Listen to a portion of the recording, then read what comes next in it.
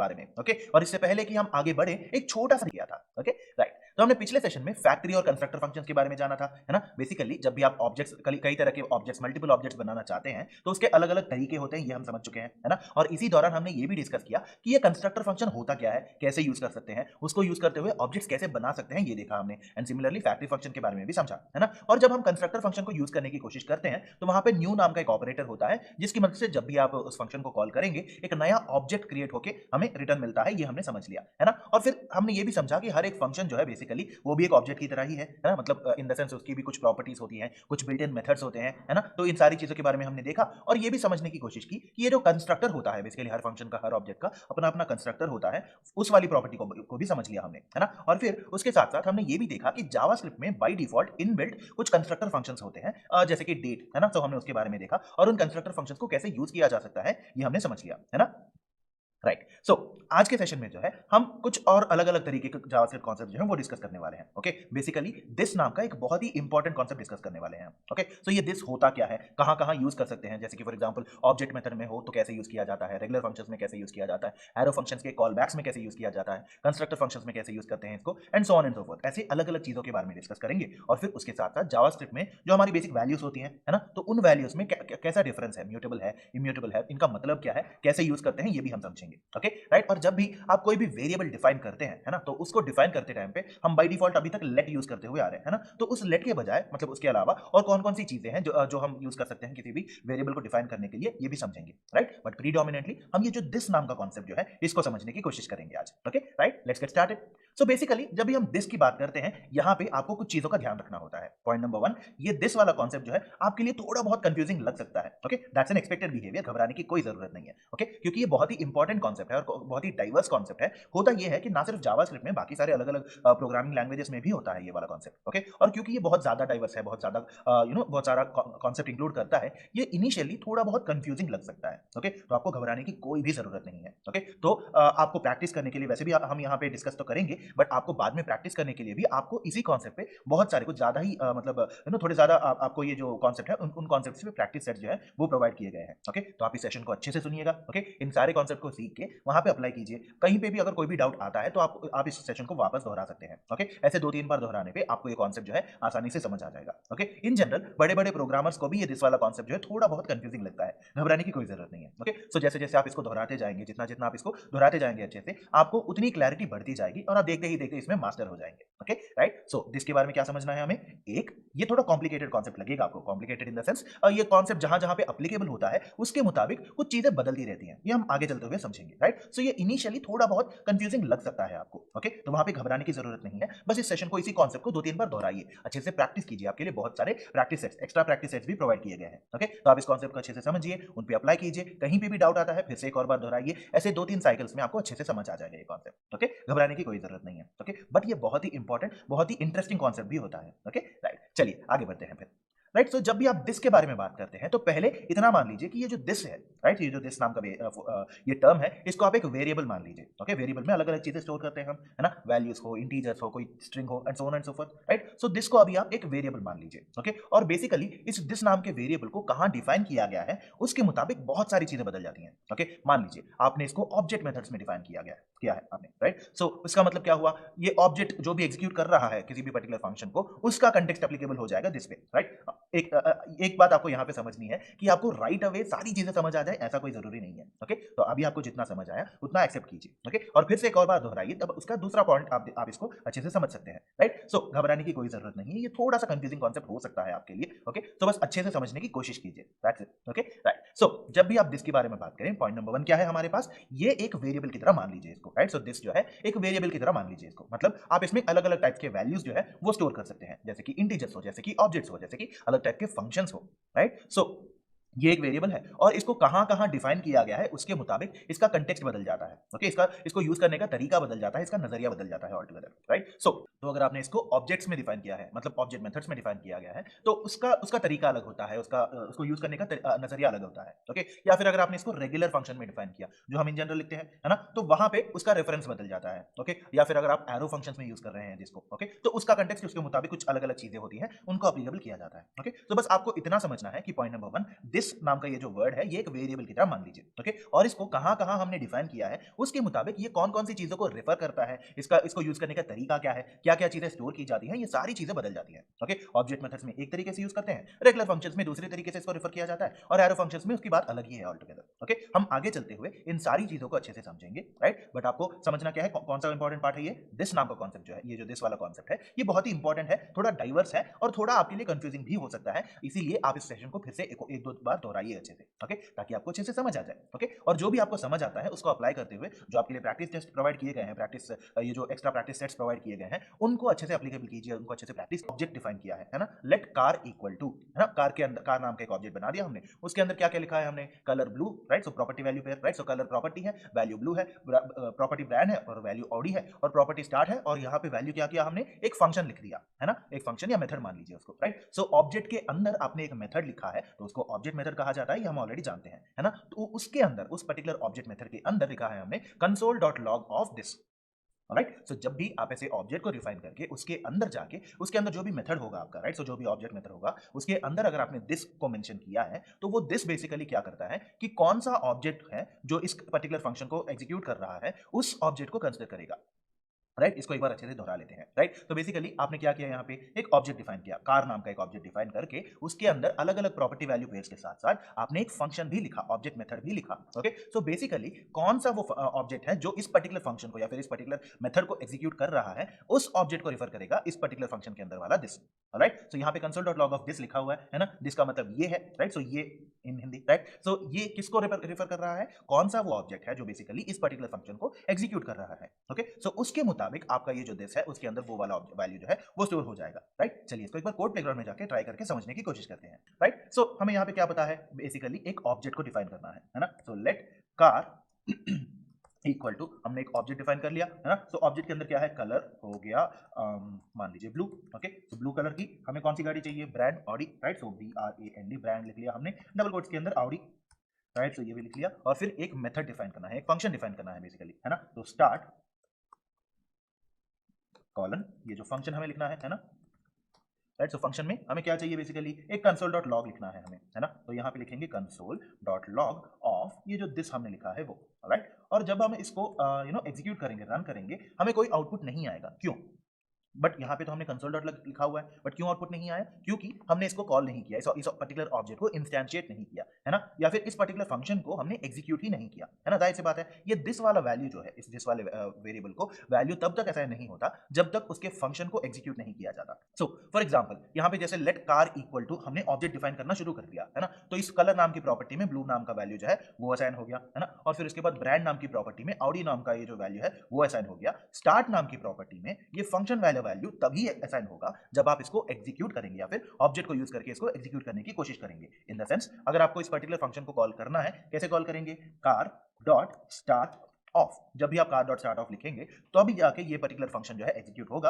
और ये दिस नाम के वेरिएबल में उसका रेलेवेंट वैल्यू जो है वो स्टोर किया जाएगा। और जब आप इसको रन करेंगे तो कहां पे रेफर करेगा, ये जिस पर्टिकुलर ऑब्जेक्ट ने इस फंक्शन को कॉल किया है ना, कार डॉट स्टार्ट, क्योंकि कार यहाँ पे ऑब्जेक्ट है और स्टार्ट नाम के इस मेथड को यूज करके आपने इस फंक्शन को कॉल किया, है ना। तो यहाँ पे किसको रेफर करेगा, ये ऑब्जेक्ट को ही रेफर करेगा, राइट। सो जब भी आप ऑब्जेक्ट मेथड्स की बात करते हैं तो दिस जहां पे यूज किया गया है, याद रखिएगा पहला क्वेश्चन का क्या पूछना है, कहां पे इसको डिफाइन किया गया है, पूरे कोड में, पूरे कोड में दिस को कहां डिफाइन किया गया है, ओके। सो इस सिचुएशन में देखें तो एक ऑब्जेक्ट के अंदर जो फंक्शन है उसके अंदर आपने दिस को डिफाइन किया हुआ है ना। इसका मतलब क्या हुआ, ऑब्जेक्ट मेथड के अंदर आपने डिफाइन किया है, राइट। सो ये एक बात समझ ली हमने। और फिर उसके मुताबिक क्या होगा, जब भी ये पर्टिकुलर पार्ट को एग्जीक्यूट किया जाएगा, इस फंक्शन को कॉल किया जाएगा, तब जाके दिस नाम के इस वेरिएबल में उस ऑब्जेक्ट की वैल्यू को स्टोर किया जाएगा, जो ऑब्जेक्ट इस पर्टिकुलर फंक्शन को जो या फिर पर्टिकुलर मेथड को एग्जीक्यूट करने की कोशिश कर रहा है, उस ऑब्जेक्ट के डिटेल्स जो है वो जाके स्टोर किए जाएंगे दिस के अंदर, ओके। और यहां पे जब आपने console.log ऑफ दिस लिखा तो इस दिस का मतलब क्या हुआ, ये कार नाम का ऑब्जेक्ट, राइट। सो आप यहां पे देख सकते हैं कलर ब्लू है, ब्रांड ऑडी है, स्टार्ट नाम का फंक्शन आपने लिख लिया, ओके, राइट। चलिए वापस चलते हैं अभी। सो ये आपने समझ लिया है ना, और इसका आउटपुट जो है बेसिकली ऑब्जेक्ट आ गया, राइट। सो ये था ऑब्जेक्ट मेथड्स के बारे में, राइट। सो बेसिकली जब भी आप एक ऑब्जेक्ट मेथड यूज करते हैं तो दिस जब भी आप रिफर करते हैं तो वो दिस जो है जाके कौन सा ऑब्जेक्ट उस पर्टिकुलर फंक्शन को एग्जीक्यूट करने की कोशिश कर रहा है उस ऑब्जेक्ट की डिटेल्स को लाके दिस के अंदर स्टोर किया जाता है, ओके राइट, समझ लिया आपने। तो अभी हम बात करेंगे रेगुलर फंक्शन के बारे में, राइट। ये रेगुलर फंक्शन हम पहले से ही लिखते आ रहे हैं, है ना। टिपिकली एक फंक्शन लिखेंगे, फंक्शन स्टार्ट ऑफ, और उसके अंदर लिखेंगे console dot log of this, और फिर उस फंक्शन को कॉल करेंगे, हमारा generic regular function. Okay, so regular functions में होता क्या है कि ये जो दिस नाम का वर्ड है ना, ये दिस नाम का वेरिएबल जो है विंडो नाम का एक ऑब्जेक्ट होता है। ये क्या होता है, कैसे यूज करते हैं, ये हम आगे चलते हुए बाद में समझेंगे, राइट। अभी के लिए इतना मान लीजिए कि ये विंडो नाम का एक ऑब्जेक्ट क्रिएट हो जाएगा, उसके अंदर कुछ इन्फॉर्मेशन होगा, और वो सारा इन्फॉर्मेशन जाके आपके दिस नाम के वेरिएबल में असाइन हो जाएगा, राइट। सो बेसिकली आपको इतना समझना है कि रेगुलर फंक्शन जब भी आप यूज करते हैं तो दिस का कंटेक्स्ट क्या हो गया, दिस कौन सी चीज को रेफर करेगा, हमारे विंडो नाम के ऑब्जेक्ट को, राइट। चलिए इसको भी एक बार ट्राई कर लेते हैं हम। ओके राइट, तो ये सारा का सारा कोड जो है इसको निकाल देते हैं। ओके, और हम एक सिंपल बहुत ही सीधा साधा फंक्शन लिखेंगे,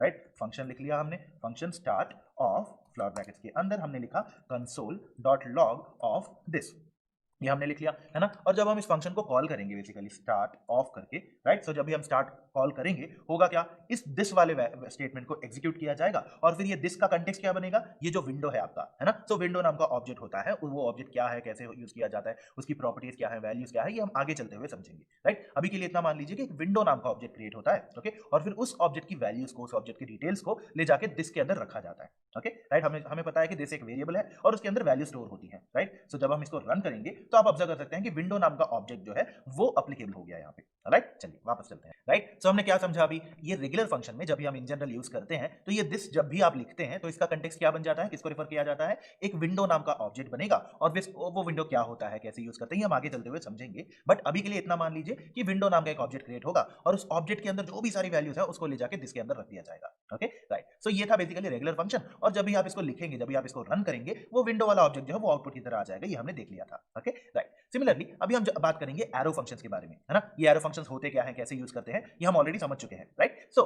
जब भी आप एरो फंक्शंस यूज करते हैं तो ये जो दिस नाम का वर्ड जब आप यूज करेंगे, राइट, सो ये जो वेरिएबल आप यूज करेंगे ये दो चीजों पे डिपेंड करता है, ओके। एक, ये एरो फंक्शन के कोड के अंदर कहां पे एग्जैक्टली डिफाइन किया गया है, और इसके ऊपर नीचे चारों ओर कंटेक्स्ट क्या है इसका, राइट। सो इन जनरल आपको इतना समझना है, जब भी आप दिस के बारे में समझेंगे तो पहले से हम क्या डिस्कस करते आ रहे हैं, जब भी आप दिस नाम का ये कीवर्ड देखेंगे, दिस नाम का ये वेरिएबल देखेंगे, आपको सबसे पहले कौन सा सवाल करना है, बेसिकली ये दिस को कहां लिखा गया है, रेगुलर फंक्शन है, ऑब्जेक्ट मेथड है, या एरो फंक्शन है, ओके। अगर उस सवाल का जवाब एरो फंक्शंस हो गया तब आपको दो और सवाल पूछने हैं, राइट। क्या कि ये पर्टिकुलरली कोड के अंदर कहां पे एग्जैक्टली डिफाइन किया गया है, ओके, ये समझना इंपॉर्टेंट है, और इसका कंटेक्स्ट क्या है, राइट। सो इसका कंटेक्स्ट इन द सेंस अभी हमने विंडो का एग्जांपल देखा था, है ना, तो वैसे ही इसका कंटेक्स्ट क्या है, कहां पे फिट इन होता है ये, राइट। सो इसको जो है हम आगे चलते हुए छोटे छोटे एग्जांपल्स लेके अच्छे से समझने की कोशिश करेंगे, राइट। सो बेसिकली ये जो बेसिकली मान लीजिए दिस को आपने कॉल बैक फंक्शन के अंदर डिफाइन कर लिया, ओके। सो होगा ये कि ये दिस को एग्जैक्टली कहां डिफाइन किया गया है, राइट। सो ये समझना इंपॉर्टेंट है ना। तो इन जनरल फॉर एग्जांपल अगर आप ये वाला कोड देखेंगे तो यहाँ पे क्या है, हमने कार नाम का एक ऑब्जेक्ट जो है वो डिफाइन कर लिया, है ना। वो डिफाइन करने के बाद वहां पे क्या लिखा,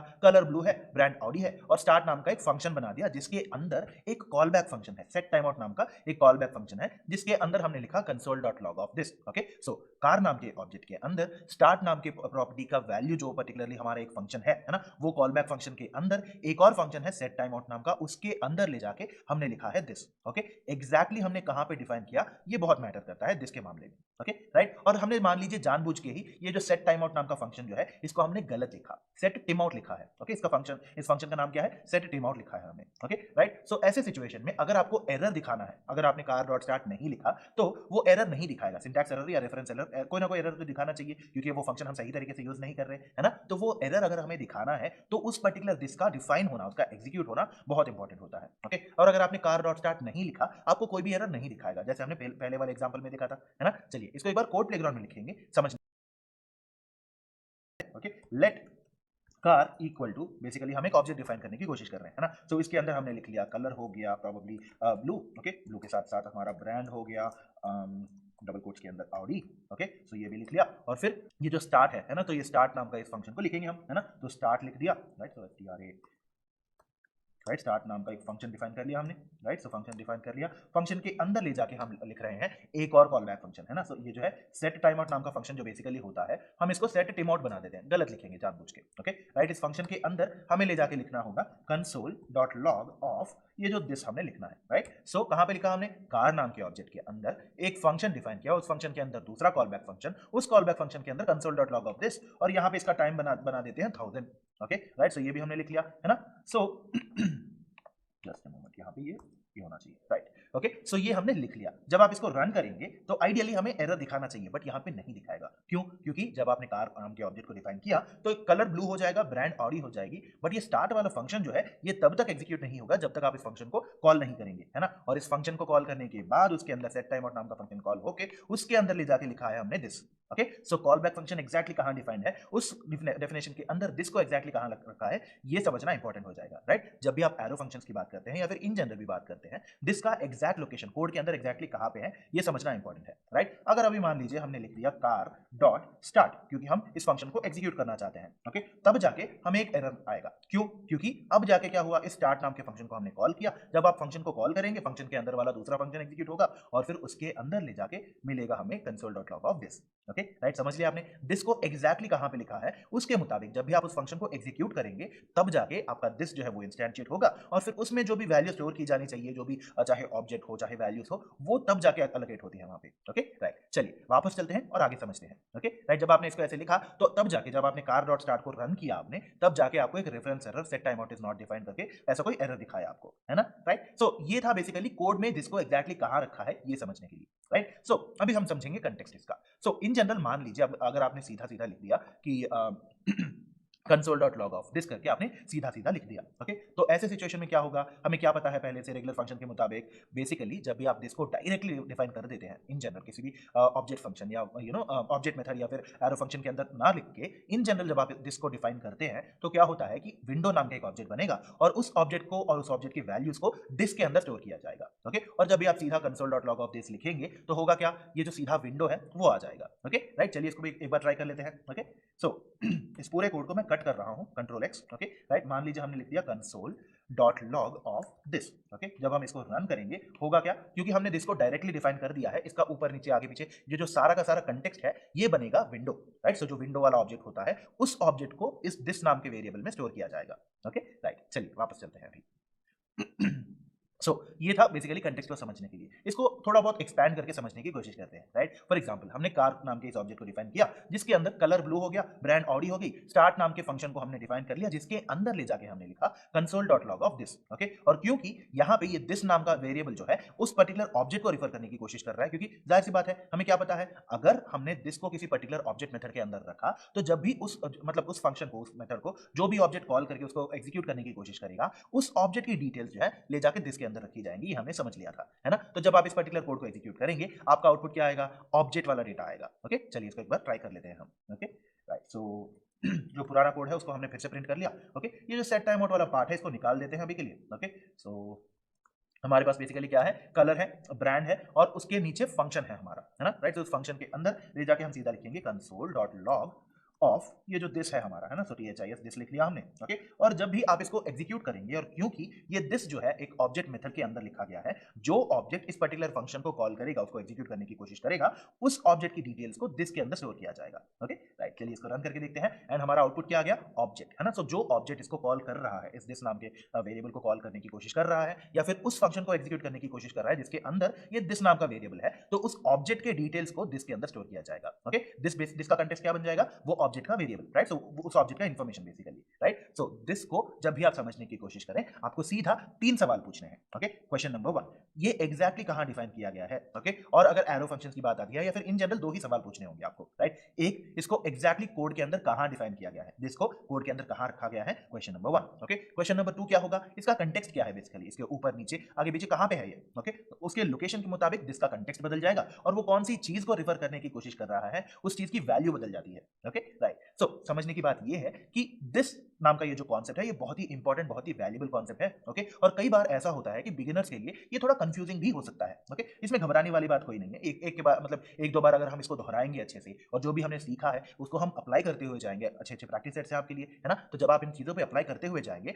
आपको और भी अच्छे से समझ आता जाएगा। ओके, कहीं पे भी डाउट हो आप एक और बार इस सेशन को दोहराइएगा। Okay, right. सो आपको समझ आ गया है ना। तो दिस के बारे में जब भी हम बात करें 2 चीजों का ध्यान रखना होता है। एक, इसको कहां डिफाइन किया गया है, कोड के अंदर कहां पे है ये समझना इंपॉर्टेंट है। और दूसरा, इसका कंटेक्स्ट क्या है। ओके, क्योंकि ये कहां पे डिफाइन किया गया है उसके मुताबिक इसका कंटेक्स्ट बदल जाएगा और फिर उस कंटेक्स्ट के मुताबिक इसके अंदर जो भी वैल्यू स्टोर की जाती है उनका रवैया बदल जाता है, राइट। सो वो इंपॉर्टेंट है समझना। ओके, चलिए वापस चलते हैं अभी, राइट। सो आप जब